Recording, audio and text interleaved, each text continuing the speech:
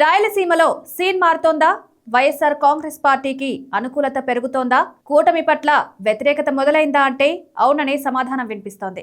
వైఎస్ఆర్ కాంగ్రెస్ పార్టీకి బలమైన రీజియన్ రాయలసీమ. అటువంటి చోట గత ఎన్నికల్లో ఆ పార్టీ ఓటమి చవిచూసింది. 52 అసెంబ్లీ నియోజకవర్గాలకు గాను వైఎస్ఆర్ కాంగ్రెస్ పార్టీ 7 స్థానాలకు మాత్రమే పరిమితమైంది.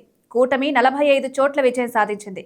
ఒక విధంగా చెప్పాలంటే ఇది రికార్డు విజయం. ఎందుకంటే 2014-19లో టీడీపీ కంటే ఇక్కడ వైసీపీ ఎక్కువ స్థానాలు సాధించింది. అయితే ఈసారి సీన్ రివర్స్ అయింది. 18 నెలల వ్యవధిలోనే కూటమి పార్టీల పట్ల ప్రజల్లో అసంతృప్తి పెరగడం విశేషం. కర్నూలు జిల్లాలో 14 అసెంబ్లీ స్థానాలున్నాయి. గడిచిన ఎన్నికల్లో టీడీపీ 12 స్థానాల్లో ఘన విజయం సాధించింది.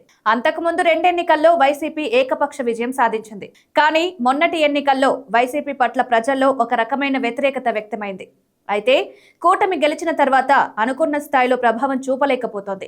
ఎమ్మెల్యేల పనితీరుపై ప్రజల్లో ఒక రకమైన అసంతృప్తి ఉంది. క్రమేపీ ఇక్కడ వైసీపీకి అనుకూల వాతావరణం మారుతోంది. కడప జిల్లాలో టీడీపీ కూటమి ప్రభావం చూపింది.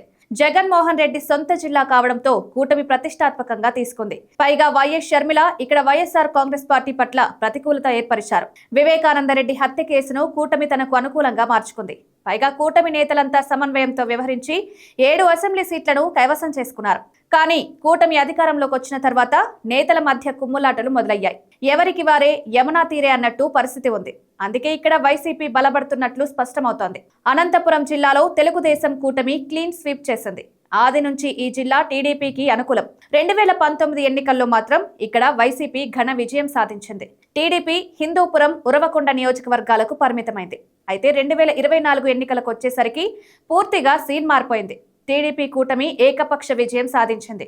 అయితే గెలిచిన తర్వాత అనంతపురం జిల్లాలో నేతల మధ్య విభేదాలు మొదలయ్యాయి. ముఖ్యంగా బలమైన నేపథ్యం ఉన్న కుటుంబాలు వైసీపీ వైపు చూడడం ప్రారంభించినట్లు వార్తలొస్తున్నాయి. ఈ పరిణామాల క్రమంలో వచ్చే ఎన్నికల నాటికి అనంతపురం జిల్లాలో సీన్ మారే అవకాశం ఉంది. చిత్తూరు జిల్లాలో టీడీపీ కూటమి బలంగా కనిపిస్తోంది. దానికి కారణం వైసీపీ నేతలు యాక్టివ్ గా లేకపోవడం. సీనియర్ నేత పెద్దిరెడ్డి రామచంద్రారెడ్డి కొద్దిగా సైలెంట్ మోడ్ లోకి వెళ్లారు. కేసులు చుట్టుముట్టడంతో తాత్కాలికంగా మౌనం పాటిస్తున్నారు. ఇంకోవైపు చెవిరెడ్డి భాస్కర్ రెడ్డి మద్యం కుంభకోణం కేసులో జైల్లో ఉన్నారు. మాజీ మంత్రి రోజా జిల్లాతో పాటు నియోజకవర్గానికి దూరంగా ఉన్నారు. త్వరలో నగిరి నియోజకవర్గానికి కొత్త ఇన్ఛార్జ్ నియమిస్తారని ప్రచారం నడుస్తోంది. ఈ పరిణామాల క్రమంలో జిల్లాలో వైసీపీలో సైలెంట్ కనిపిస్తోంది. అయితే క్రమేపీ వైసీపీ సీనియర్లు యాక్టివ్ అయితే పరిస్థితి మారుతుంది అన్న టాక్ వినిపిస్తోంది. రాయలసీమలో కూటమి బలం తగ్గడానికి ప్రధాన కారణం పంటలకు గిట్టుబాటు లేకపోవడమే. ప్రత్యేక పరిస్థితుల్లో ఇక్కడ కూటమికి జై కొట్టారు రాయలసీమ ప్రజలు. కానీ వారి అంచనాలకు తగ్గట్టు పాలన సాగడం లేదు.